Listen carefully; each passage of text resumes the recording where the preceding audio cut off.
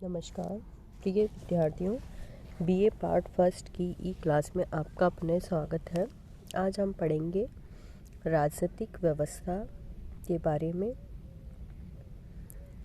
राज्य व्यवस्था मानवीय संबंधों का वह चिरस्थायी ढांचा है जिसके अंतर्गत शक्ति, नियम, सत्ता आदि महत्वपूर्ण मात्रा में रहते हैं।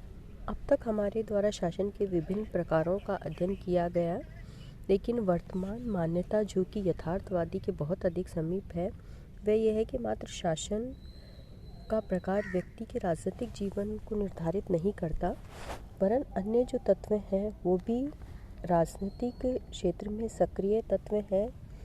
तो उन समूह और संगठनों का भी राजनीतिक व्यवस्था के अंदर हमारे द्वारा अध्ययन किया जाना चाहिए।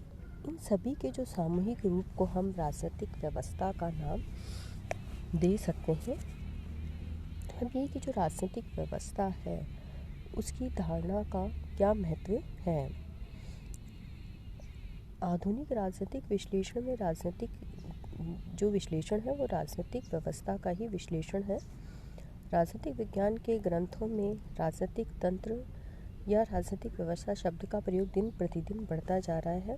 अभी तक राजनीतिक विज्ञान का जो अध्ययन हम करते थे उसके अंदर राज्य और उसकी संस्थाओं पर ही हम ज़्यादा बल देते थे और उनके कानूनी और जो वैधानिक है वही स्वरूप का अध्ययन राजनीतिक विज्ञान के अंदर किया जा रहा था। लेकिन जैसे जैसे अनुभववाद का जो अध्ययन प्रक्रिया राजनीतिक विज्ञान के अंदर अपनाई जाने लगी, वैसे वैसे राजनीतिक के जो विज्ञान है उसके वैधानिक संस्थागत अध्ययन की बजाय उसके अध्ययन के अंदर उन चीज़ों को भी शामिल किया जाने लगा जो औपचारिक संस्थाएं हैं, जैसे परिवार, जाति, वर्ग, धर्म और जो प्रभावशाली समूह हैं आदि के जो कार्य हैं उनका भी राजनीतिक विज्ञान के अंदर अध्ययन किया जाने लगा है, जिनका पहले एक तरीके से जिनकी उपेक्षा की जाती थी। सिर्फ संस्थागत आधार पर ही राजनीतिक विज्ञान का अध्ययन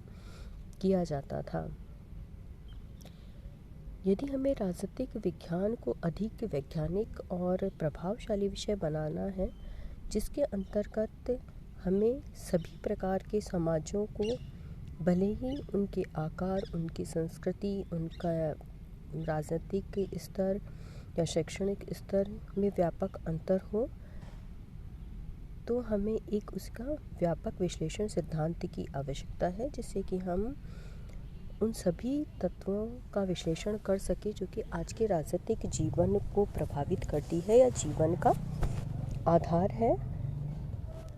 इसलिए जो राजनीतिक व्यवस्था की जो संकल्पना है इस उद्देश्य की पूर्ति करती है। ये शब्द अधिक उपयुक्त है क्योंकि इसके अंदर समस्त राजनीतिक क्रियाएं निहित हैं, भले ही उनका संबंध समाज के किसी भी संस्था से हो या किसी भी स्थान पर वह घटित होने वाली हो।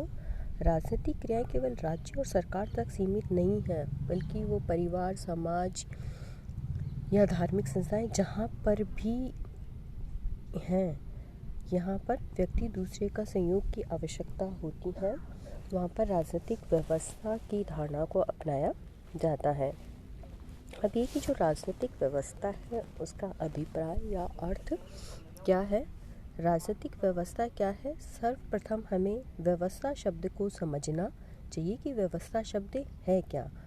ये जो शब्द है वो भौतिक विज्ञान के द्वारा लिया गया है या उसको भौतिक विज्ञान के द्वारा में अंतर क्रियाओं के समूह में जिसकी सीमाएं निश्चित हो के लिए इसका प्रयोग किया गया था।